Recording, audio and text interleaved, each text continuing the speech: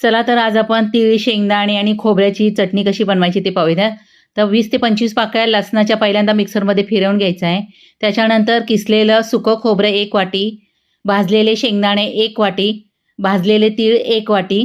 त्याच्यानंतर याच्यामध्ये टाकायचं आहे 1 चमचा जिरं पावडर, चवीनुसार मीठ टाकायचं आहे. आपल्या आवडीनुसार याच्यामध्ये मिरची पावडर टाकायची आहे. किती तिखट खातात त्या हिशोबाने टाकायचे. आता थोडंसं चमच्याने मिक्स करून घ्यायचं आहे. तर दोन्ही प्रकारची मिरची पावडर टाकलेली आहे. आता मिक्सर आहे ना आपल्याला बंद चालू करून हे वाटून घ्यायचं आहे. आणि तीळ आहेत ना नेहमी शेवटला टाकायचे.